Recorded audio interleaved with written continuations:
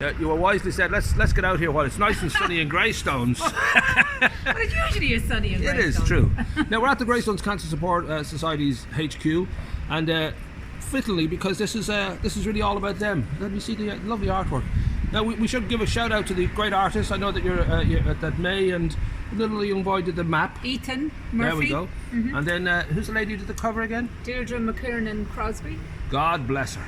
Yes. Now this is 50 pounds, only Yes, €10. about 50. Yeah. And it grew out of your wonderful poetry trails, which were 2 years. They've been up on the poetry wall in 2019, and then 20. 20. There we go. Just for lockdown, in time for lockdown. So we had the Poets Wall 2020, and we had the Poetry Trail 2021. There you go. And I knew you'd know.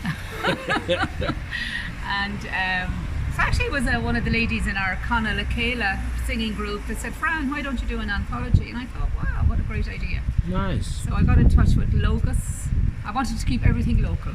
Good. Yeah. So I got in touch with them, and they, so a very nice man, Emmett Steenson, helped me with all the printing and layout and changing fonts back and forth. He was very patient with me. I kept changing things, and finally, anyhow, we have this book.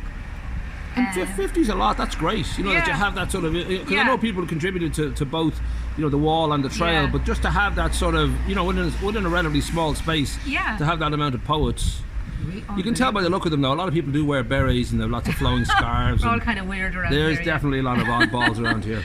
And also, they're all about Greystones or the neighbourhood. There's Greystones You Are. Sure. And there's Glen of the Downs, Kilcool represented, Charlesland, Greystones.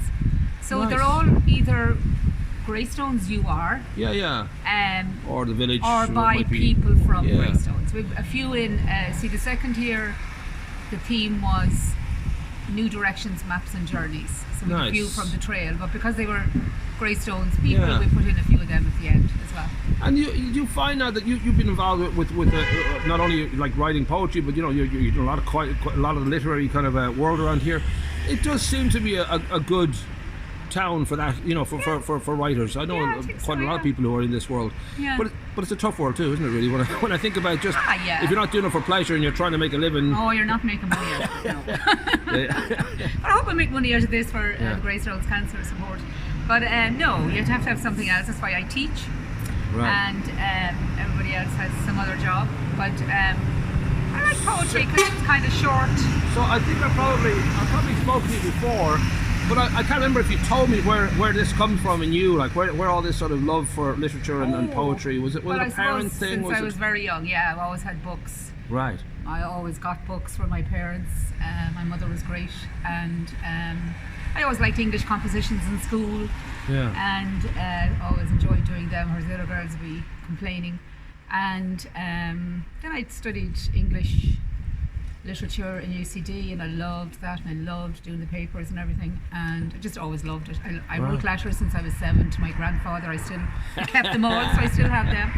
And I guess it just, and then I was in New York when I decided to take my very first creative writing class out in East Hampton on Long Island. And again, from the minute I went in the door, I was hooked. I loved it, and went to the same class. We met the same group every Thursday night for 6 years, and that's when I did a lot of my writing. But I didn't really come to poetry until about 5 or 6 years ago. It's mainly short stories and memoirs. And I brought out a little book of short stories, and I threw in a few poems at the end, and people were all talking about the poems. So I decided to do a poetry course, and actually found it's great social life with poetry. Nice. Every weekend you could be going to, you could be going to an open mic. And I always think with any art, there's a certain kind of stepping out on the stage for the first time, and a little bit of worry that it won't quite be, you know, welcomed. Was there any of that for you? Would it take a while to take that step? Yeah, I was terrified. And I remember the first week I was to read, there wasn't enough time. And I was slightly relieved, but also it delayed I the had actual... to, you know, be anxious again for a whole other week. But I remember the first line I wrote was, "She had only intended staying for the summer. That was 7 years ago." Boom. And they clapped. Nice. When I finished. But you see, being Irish in America, you had a head start anyhow. Sure. Well, a great line is a great line. Just, every now and again in music or in poetry or in literature, just a line will stop you and it'll just resonate. So I'm wondering whether you'd be tempted to read a short poem from the book, just to finish. If you have, I don't know if you have any favourites, or whether you'd feel, obviously all of them are amazing, I'm sure, and all of them are worthy of being read. Yeah. But it might be nice just to give people a taste. Now, we should say that currently, we'll put in above this in the text where people can grab, and we'll give your email to people when they get in touch. Hopefully it'll be around a good few places in the town, but we'll keep that updated. For now, people can come to the Greystones Cancer Society headquarters, or they can pop into the Whale, and hopefully we'll get Super Value or the bookshops as well to have it in there as well for people to grab. It's only €10, perfect little present for people, and it is celebrating where we live. So yeah, if there is one, we'll finish. I read an old, Ye Old Greystones by Irene Coleman, who was in my Screeverish class. To the beach after Mass we went for a swim. Hot afternoons for trippers and fishers. Worked in an office where hungry monk sits. Raced around to moorings for fishes. Toys, Lego, loose sweets at La Touche Superstore. Hair was done in the bridge or Peggy's for more. The kids all walk to school, scoldings in vain. I can still see them traipsing along Church Lane.